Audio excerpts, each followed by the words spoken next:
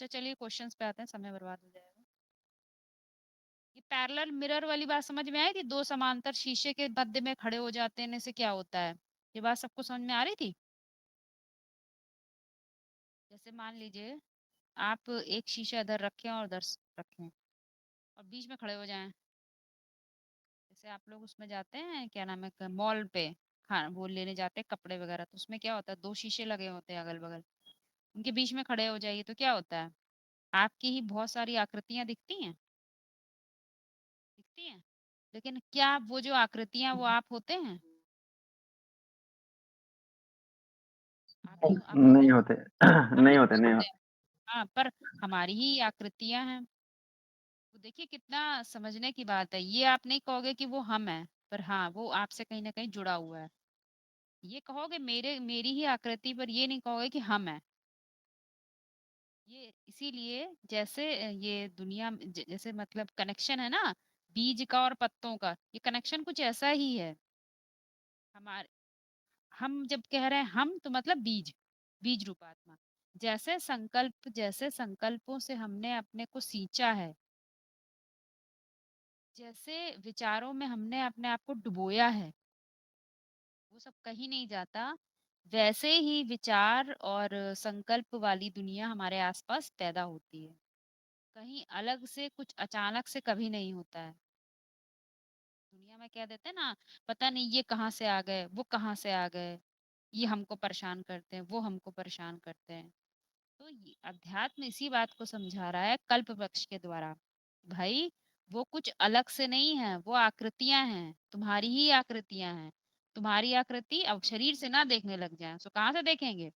तुम्हारी बुद्धि और मन, तुम्हारा मन जैसे जैसे चलता है, वैसी ही वो आकृतियां सृष्टि रूपी रंगमंच पे प्रकट होती हैं। कोई एग्जाम्पल, इसका एग्जाम्पल आपको ऐसे दे रहे हैं, जैसे कोई आम का बीज है तो उसका पूरा रस पूरे उसमें जा रहा है।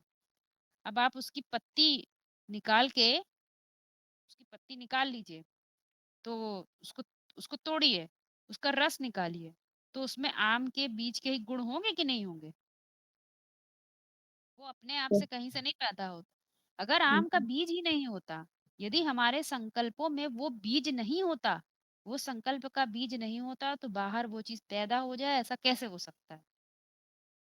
इसी बात को समझाने के लिए ये हमने एग्जाम्पल डाला है, ताकि आप ये समझ सकें कि जगत जो हमको आसपास दिखता है, जगत मतलब जो आपकी सोच की रेंज है, जितना आप बाहर देख सकते हैं, जितना आप अपने आप को, अपना जगत देख पाते हैं, जहाँ आप जगे हुए हैं, वहां पर अलग अलग हमको दिखते हैं।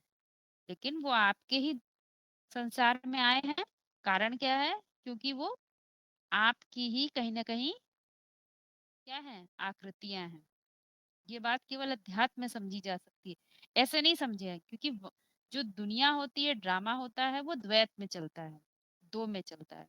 वहां हम होते हैं, मेरा भी होता है और किसी पराया भी होता है, मैं भी होता है, तू भी होता है, तेरा भी होता है। जबकि आंतरिक जगत में ऐसा नहीं होता है। उसमें सारी शुरुआत कहाँ से होती है? कहाँ से होती है? मैं से, और मैं पे ही खत्म है।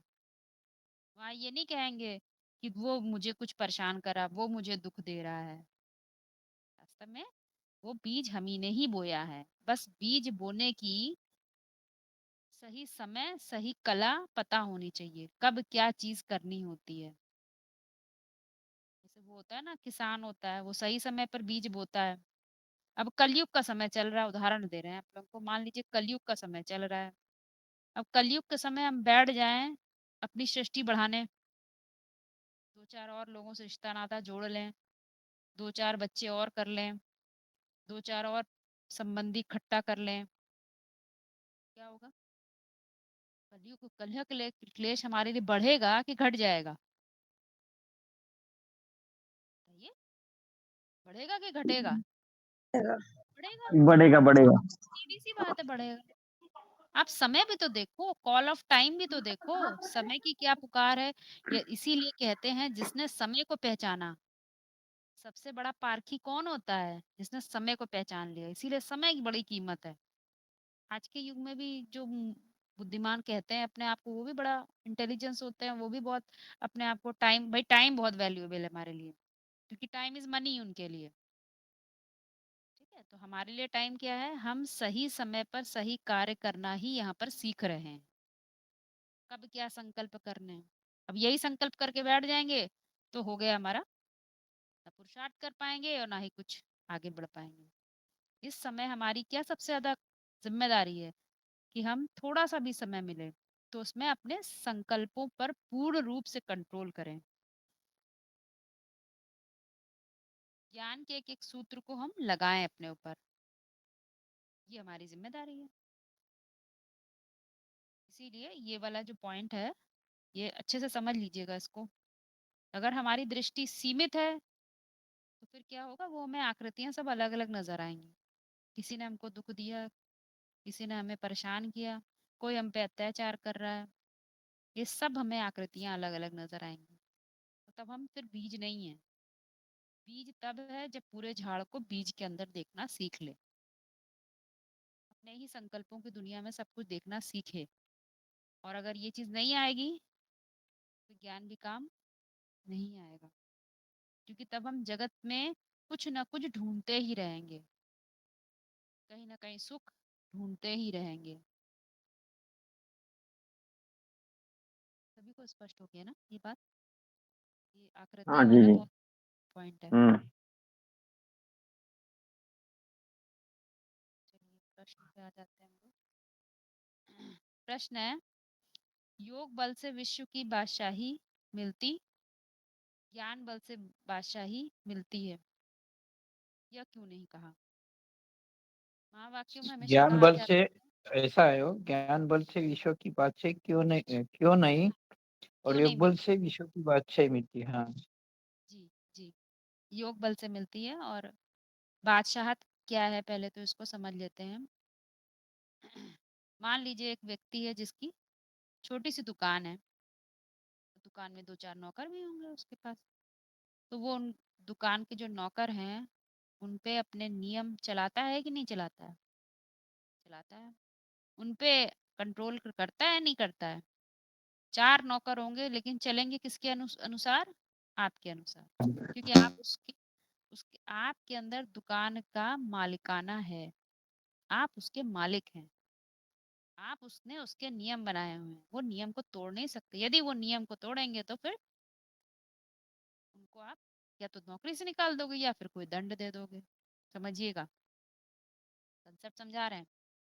थोड़ा और ऊपर चले जाइए, मान लीजिए आप किसी आईटी कंपनी में नौकरी करते हैं, वहाँ के भी नियम है, वहाँ के भी कानून है, वहाँ का जो मालिक है आपको उसी के अनुकूल चलना है। आप अपनी नहीं लगा सकते हो कि हम चाहें तो आए चाहें तो ना आए, सैलरी मिलती रहे, ऐसा नहीं होता। वहां पर भी क्या एक काम कर रहा है, एक सत्ता काम कर रहा है, छोटी सत्ता है, वो भी काम कर, एक परिवार ले लीजिए, वहां पर भी क्या काम कर रहा है, एक सत्ता काम कर रही है। वो बात अलग है, आप सत्ता एक भी हाथ में नहीं रहती, मुखिया के हाथ में नहीं रहती, किसके हाथ में चली जाती है, नौकरों के हाथ में चली जाती है, प्रजा के हाथ में चली जाती है, नौकरशाही बन गया है। ये एक अलग बात है, इनको समझते हैं। बादशाहत होती क्या है। बादशाहत वास्तव में आंतरिक बादशाहत की बात है। बाहरी बादशाहत तो वैसे भी जो बाहर से बादशाहत करी जाती है वो दूसरों पे करी जाती है, लेकिन भारत इसकी बात नहीं करता है। भारत हमेशा आंतरिक बादशाहत की बात करता है। तो जो आंतरिक होती है उसमें क्या होती है खास बात, उसमें सब एक साथ जुड़े हुए होते हैं, सब एक सूत्र में जुड़े हुए होते हैं, बंधे हुए होते हैं, अलग अलग नहीं होते हैं। तो अब जो ज्ञान है, हमने सत्य को समझा, तो सत्य को समझने से क्या होता है, हम उसकी सत्ता को समझने लग जाते हैं, उस ईश्वरी सत्ता को समझने लग जाते हैं, उसके नियमों को समझने लग जाते हैं, वो कैसे काम करती है वो सत्ता को हम उसके अनुकूल चलने का प्रयास करने लग जाते हैं, जिसको हम लोग आम भाषा में कहते हैं श्रीमत, श्रेष्ठ मत।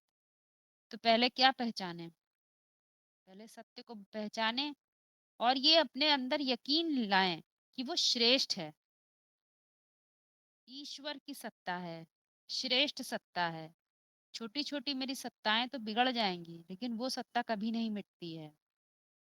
ये बात पे जितना ज्यादा हम गहराई में उतर जाते हैं, उतना ज्यादा हम अंदर से स्थिर होने लगते हैं, स्थिर होने लगते हैं।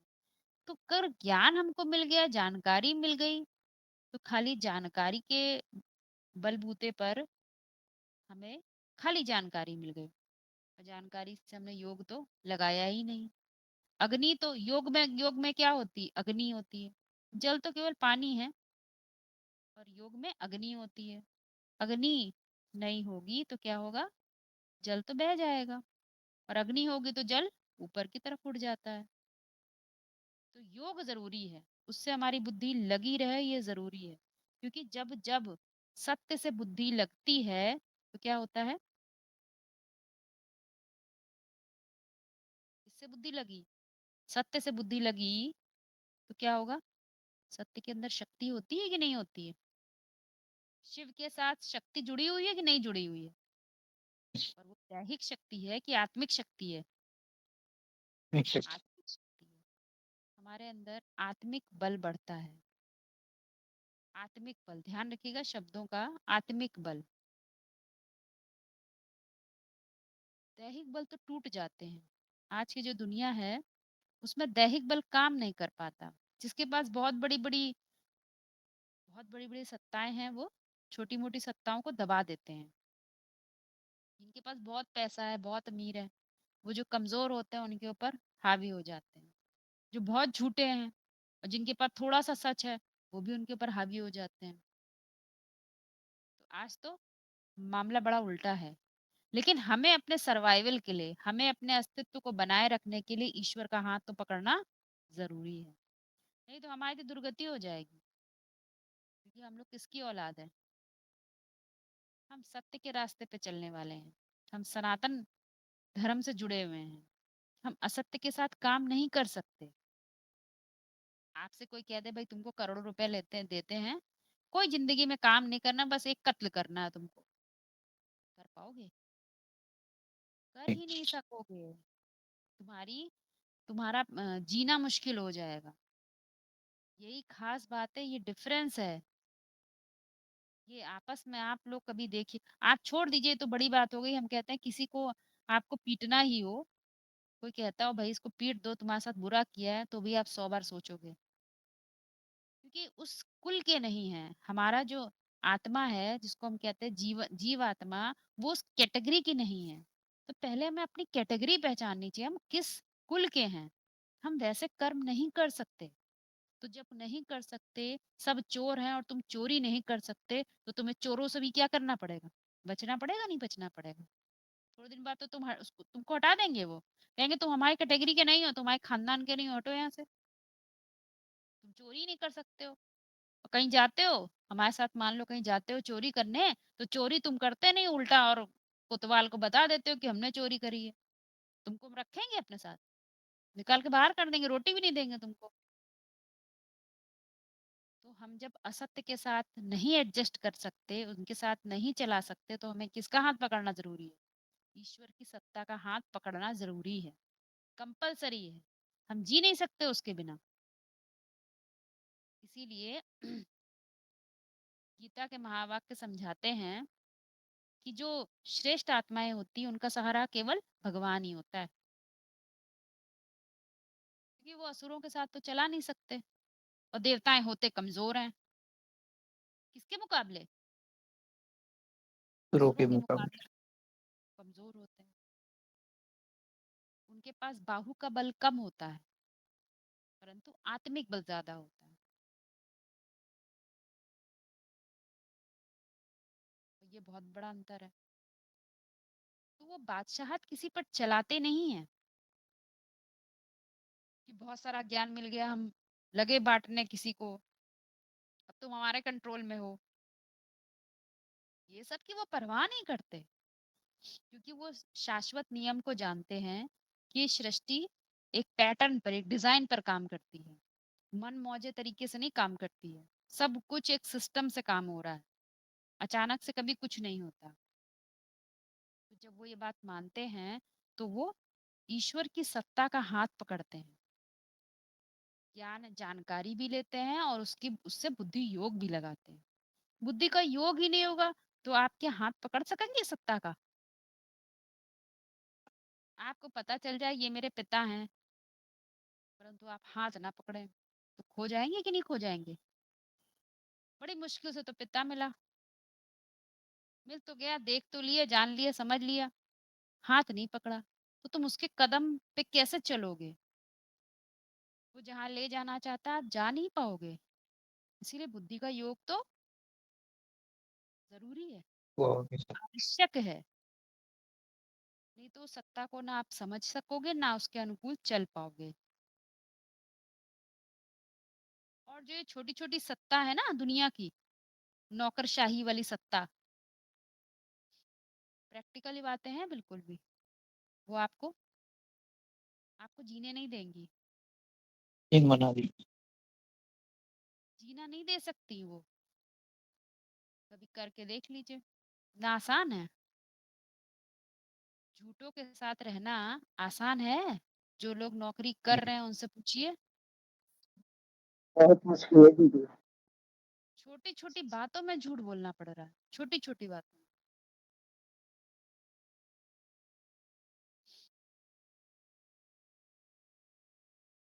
तो इसीलिए हमें उसका हाथ जरूर पकड़ना चाहिए। नहीं तो जो हमारी बादशाहत है, हमारी बादशाहत दिलों पर होती है, वाइब्रेशन स्तर की है कि शरीरों पर कंट्रोल करते हैं। शरीर को कंट्रोल तो करके क्या बस करते हैं? अरे 2 4 10 कंट्रोल में आ गए तो हमारे क्या मतलब है? अरे वाइब्रेशन बनेगी तो सदा अपनी इस बादशाहत चलती ही रहेगी। इस बात को समझना है। वाइब्रेशन स्तर का जो बात है, पुरुष प्रकृति के अनुकूल चले, ये बात जो समझने वाली है बहुत इंपॉर्टेंट है। इस बात को हमें एकदम पकड़ लेना चाहिए।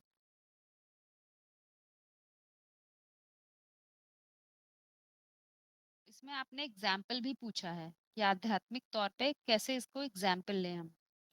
तो पहले पहले हमें अपने लिए देखना चाहिए कि हमारे लिए विश्व क्या है, हमारे लिए जगत क्या है। तो जब हम कहते हैं तो अब पुरानी जगत की तो बात यहाँ कर ही नहीं रहे हैं, है ना? पुराना जगत तो हमने देख लिया। पुराने जगत में क्या है? चारों तरफ झूठ ही झूठ है, असत ही असत है। तो अब हम जो भी विश्व की बात करते हैं वो हमारे लिए क्या हो गया? सिर्फ हमारा विस्तार हो गया, फैलाव हो गया। अब जब फैलाव इतना हो गया है तो अब हम क्या देखते हैं? अपने ही फैलाव में क्या देख लेते हैं कि इन सब चीजों का कारण मैं हूँ, तार। सार को। तो धीमे धीमे प्रैक्टिस पड़ती है। अब मान लीजिए उदाहरण लेते हैं, आज दुनिया में जो कन्याएं माताएं हैं उनके साथ रेप हो रहे हैं, खुलेआम हो रहे हैं। तो कभी सोचने की एक अंदर से बात आती है, आखिर ये इस स्तर तक हम लोग गिरे कैसे? तो अंदर मनन चिंतन चलता है कि ऐसी कौन सी बात है, खास ऐसी बात है, ऐसा कोई गीता का ऐसा कोई पॉइंट जरूर होगा जिसकी हमने धज्जियां उड़ा दी, जो समझना कुछ और था और समझ कुछ और गए। बात समझ में आ जाती है कि आप कभी ध्यान दीजिएगा, सारी ही गीता एक अर्जुन पुरुष को सुनाई गई है, यानी स्त्री को निग्लेक्ट कर दिया गया। तो ऐसा तो नहीं हो सकता है। तो अध्यात्म आत्मज्ञान हमें दृष्टि देता है कि भाई तुम पहले शरीर से ऊपर उठो, है ना? पुरुष का मतलब समझना पड़ता है। अब पुरुष मतलब तो आत्मा होता है। जब हम आत्मा के दृष्टिकोण से देखेंगे तो हम किसी में फिर भेद नहीं कर पाए। यही भेद दृष्टि के कारण ही ऐसा हो रहा है, क्योंकि एक को हम तो भोक्ता हो गए और दूसरे को हमने क्या मान लिया? भोग की वस्तु मान लिया।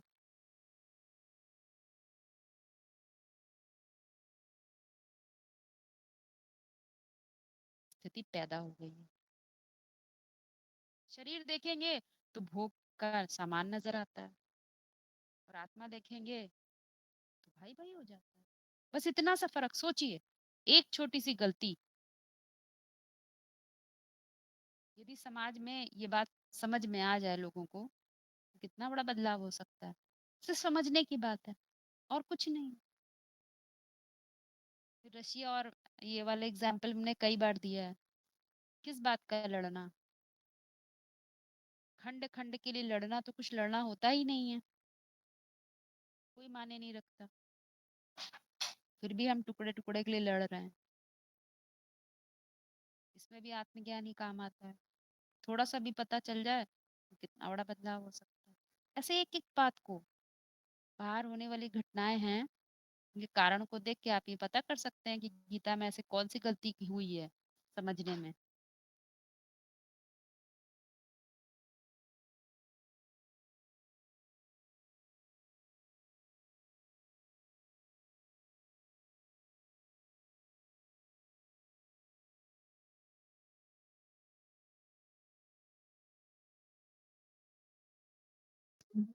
भारत में ही तो गीता के ऊपर बहुत सारी टीका भी हुई है, बहुत सारा विस्तार भी हुआ, फिर भी तो अभी तक तो उसमें कोई चेंजेस नहीं आया था अभी। बाहर के हिसाब से भी देखा जाए। कोई चेंजेस नहीं आ पाए, क्योंकि चेंज बाहर का कहाँ होता है, अंदर चेंज होता है। चेंज तो बाहर हो ही नहीं सकता। उसी चेंज के लिए इंटरप्रिटेशन करते गए कि शायद कुछ चेंज हो जाए समय के साथ। सबने अपनी अपनी तरह से उसमें बदलाव करके समाज को उठाने का प्रयास किया है, और कुछ नहीं है। ये नहीं कहेंगे सब गलत है, समय समय अनुसार सबने अपने प्रयास किए हैं, लेकिन वो पूरा प्रयास नहीं है। कि प्रयास कहाँ किया जाता है? बाहर।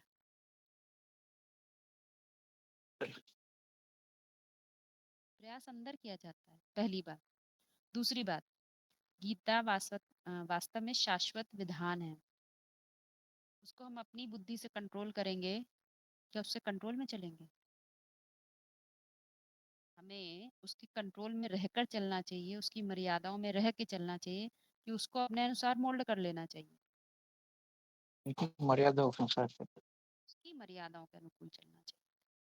और देहधारी मनुष्यों ने क्या किया? उसको ही अपने अंडर द कंट्रोल कर लिया, जिसके लिए महावाक्यों में बार बार समझाया जाता है। कृष्ण बच्चे जो कहते हैं ना कि भगवान बन के बैठ गए। विधान को अपने अनुकूल चलाने का प्रयास नहीं करना चाहिए, उसके अनुकूल चलने का प्रयास करना चाहिए। उस पर शासन करते हैं, जबकि हमें क्या होना है? अनुशासित होकर चलना है।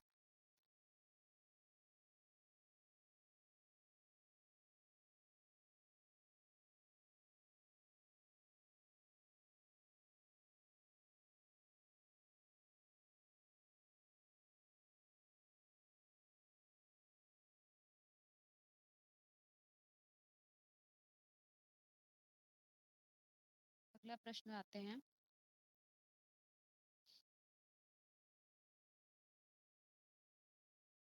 आगे चलकर युगलों की महिमा निकलेगी, ऐसी बार बार बात बोली जाती है।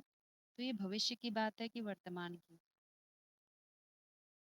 भविष्य और वर्तमान तो वैसे भविष्य भी। की बात कुछ कह रहे हैं क्या? है, आपने पूछा ना, भविष्य है वर्तमान, तो भविष्य हाँ की हाँ। बात है ना। हाँ, भविष्य की बात है, वर्तमान की जब ये कहते हैं, तो वास्तव में भविष्य दूसरे का नहीं देखा जाता है, अपना ही देखा जाता है। और वर्तमान जब कहते हैं तो अपनी स्थिति की बात है, हम वर्तमान में किस स्थिति में खड़े हैं, यही से देखते हैं हम। तो युगल, जैसे युगल आता है तो हमारी बुद्धि देह में जाने का कोई सवाल ही नहीं है। युगल मतलब ऐसा पुरुष और प्रकृति का ऐसा कॉम्बिनेशन हो जाए, जिसको जिसको कहते हैं वाइब्रेशन बंध जाती है। द्वैतवाद में वाइब्रेशन टूट जाती है, खंडित हो जाती है। और अद्वैतवाद में वाइब्रेशन बंधी रहती है। जिस बात को समझाने के लिए एक उदाहरण दिया जाता है, शास्त्रों में भी बात आती है कि जब से दूसरे दूसरे रिलीजन आए भारत में, उन्होंने पैर जमाने की कोशिश करी, तो उन्होंने शिवलिंग को उखाड़ फेंका, खंडित कर दिया, तोड़ दिया। सबसे ज्यादा आक्रमण किस पे किए हैं? शिवलिंग पर। तो ये वास्तव में हमारा केंद्र है। शिवलिंग हमारे अस्तित्व का केंद्र है। वो बहुत ऊंची बात कर रहा है, वो वाइब्रेशन स्तर की बात करता है। और जो मनुष्य होते हैं, उनकी जैसी दृष्टि होती है वैसी ही सृष्टि दिखाई देती है। क्योंकि उनकी बुद्धि विकारी होती है, वो देह को ही जानते हैं तो देह की इंद्रियों से जोड़ देते हैं। और जबकि जो आध्यात्मिक बात है वो है ही नहीं है। मेल और फीमेल के डिफरेंस को समझाने के लिए बस ऐसे चित्र हैं, इससे ज्यादा कोई बड़ी बात नहीं है।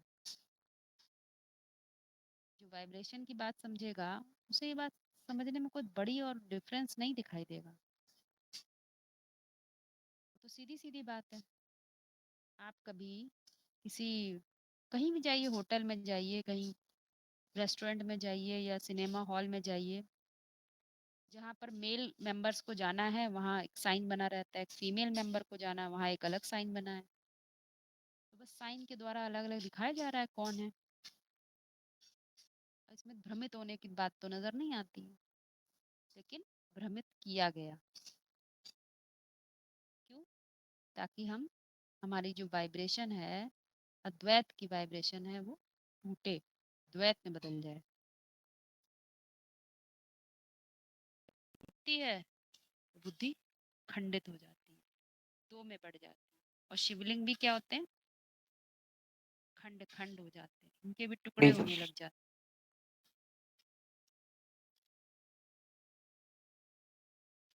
इसीलिए युगल की बात सीधे सीधे मालूम पड़ती है, वाइब्रेशन स्तर की बात है, लक्ष्मी और नारायण की बात है, पुरुष और प्रकृति की बात है।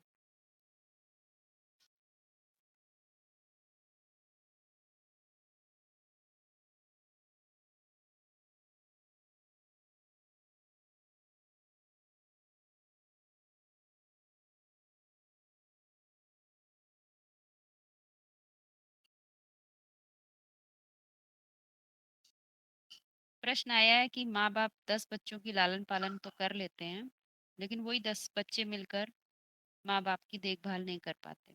ये कलयुग की बात है। कलयुग में ऐसे ही देखने में आता है। क्लैरिटी होनी। इसका कारण क्या है? तो थोड़ा ध्यान दीजिए, अध्यात्म इस दृष्टिकोण को पूर्णतः स्पष्ट कर देता है। कैसे? जो कोई भी अपना संसार बनाता है, तो उसका संसार बनाने का कोई कारण होता है, नहीं होता है? बिना कारण के तो कोई काम नहीं करता। हमने आम का बीज लगाया है तो हमें अपेक्षा है कि इससे क्या निकलेगा, आम का ही फल निकलेगा।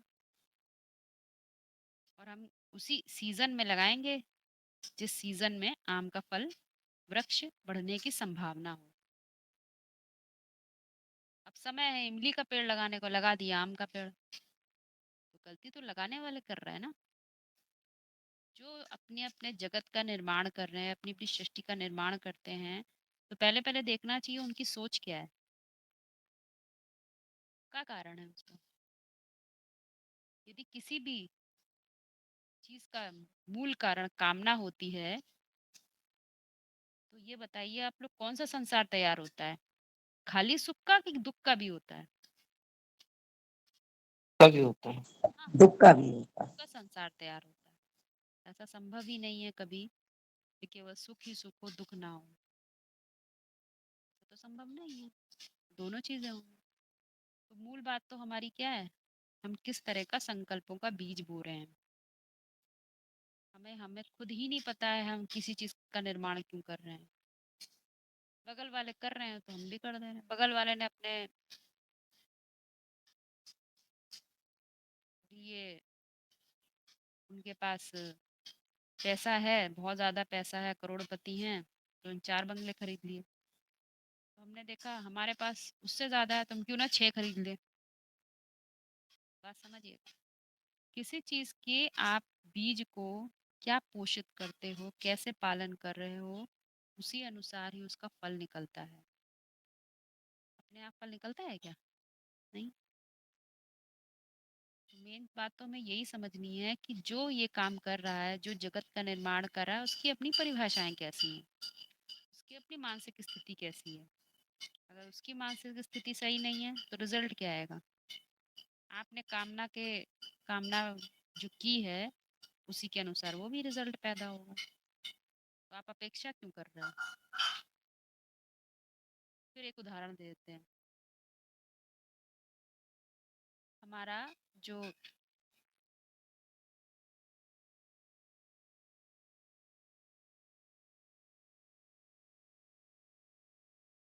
हमारे जो अ, शास्त्र हैं उनके अनुसार खास बात पता है क्या है? 4 आश्रम होते हैं। उसमें चौथा आश्रम क्या है? चौथा आश्रम आश्रम। क्या है? उसका पालन कर रहे हैं हम? नहीं, नहीं होता अभी। नहीं। छोटा बच्चा है, मान लीजिए एक और बता रहे हैं, छोटा बच्चा है आपके पास, लड़का है लड़की, इससे मुझे कोई फ़र्क नहीं है, बात है बच्चा है। आपने उसको जब स्टडी करवाया, तो आपने उसको क्या ब्रह्मचर्य में स्टडी कराया? उसके नियमों का पालन किया?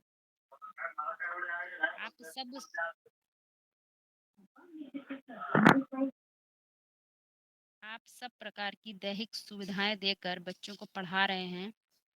ऐसी पढ़ाई में क्या ब्रह्मचर्य का नियम हो पाएगा? नहीं होता, नहीं होता। नहीं हो पाएगा, सीधी सी बात है। जब नहीं होगा तो उसकी विकृतियां उसके बुद्धि में क्योंकि आएंगी। क्योंकि अभी जो चल रहा है सिस्टम, जो जैसे गुरुकुल वगैरह तो ठीक था, बट अभी का जो चल रहा है, जो एजुकेशन सिस्टम वगैरह में पहले ये है ना, हाँ, तो उसने तो पूरा उसमें बिगाड़ जरा, दिया, मैंने तो पूरा ही हाँ, बिगाड़ दिया, क्योंकि बेसिक बिगाड़ जो दिया। जैसे जैसे आप अभी बोल रहे थे, जो समय समय समय पर जो ये सही समय पे सही चीजें होनी चाहिए, सही समय पे वो नहीं होती है तो फिर सब मामला चौपट हो जाता है फिर। बिल्कुल। और यही यही चीज ही यही मेन जो चीज अभी आपने बोली, ये कोई दूसरे का इंतजार नहीं कर सकते हम। खास बात ये है, सॉल्यूशन क्या है इसकी इसकी? बात तो हमें ही करनी है। हम्म। हर हर व्यक्ति जो अपने को बीज समझता है, बीज मतलब बाप, उसे तो ये शुरुआत करनी ही पड़ेगी, चाहे छोटे स्तर पे करे चाहे बड़े स्तर पे करे, करनी तो हम्म। पड़ेगी। मुख्य बात तो यही है। हर एक शुरुआत करने के लिए तो इंसान डर रहा है, क्योंकि बिल्कुल विपरीत जाना पड़ता है समाज जी के। जी, यस छोटी छोटी बातों के लिए समाज से विपरीत जाना पड़ता है। ये बड़ी बात हो जाती है। समाज की धारा में बहते हुए थोड़ा बहुत जान लेना, समझ लेना, ये कोई बड़ी बात नहीं है।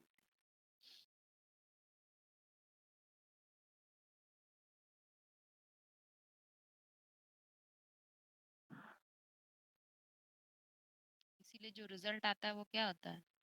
जिस कामना से आपने हमें पैदा किया है, तो रिजल्ट में हमने भी वही काम कर दिया। आपने हमें अपनी कामना से, हमने अपना संसार कामना से पैदा कर लिया। आपकी कामना हम पर टंगी हुई है, हमारी कामना दूसरे पर टंगी हुई है।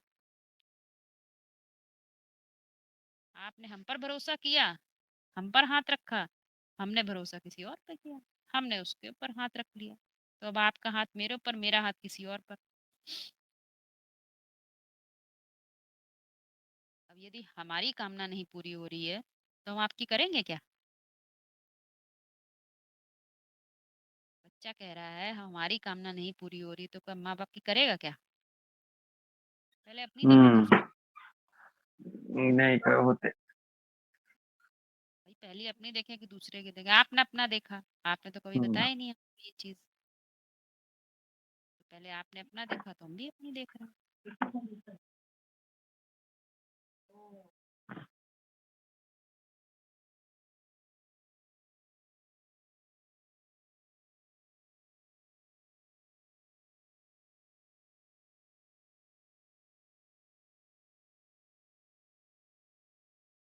ये बात सभी को स्पष्ट हो रही है। भरोसे वाली बात एक दिन और क्लास में हुई थी। मंजिलें होती है ना, जैसे जिसके लिए बोला जाता है आगे चलकर ढेर की ढेर जो मंजिलें खड़ी हैं वो गिर जाएंगी। बाहर की मंजिलों की तो बात छोटी मोटी हो गई, उससे क्या फर्क पड़ता है? खास बात क्या है, हमारे जगत में हमने किस पर अपना भरोसे का हाथ रख रखा है? खास बात क्या है, हमने अपने भरोसे का हाथ किस पर रखा है, और फिर उसने किस पर रखा है? आजकल कोई कंपनी चलती है तो क्या वो सीधे सीधे चलती है? उसके लिए भी माल कहीं से और आ रहा है, उसके लिए भी माल कहीं और बनता है, उसके लिए भी छोटे-छोटे मज़दूर लगे हैं। उनमें से एक भी कड़ी टूट जाए तो क्या होता है? जो बड़े-बड़े हमने बना रखे हैं अपने आशाओं के महल, बिखरेंगे या नहीं बिखरेंगे? एक भी कड़ी टूट जाए, टूट जाते हैं। तो उसके वही बात समझाई जाती है कि ऐसे समय में क्या है, हमने किसी न किसी चीज़ पे भरोसा कर रखा है, जो वास्तव में भरोसे के लायक है नहीं। वो भी बदलता रहता है।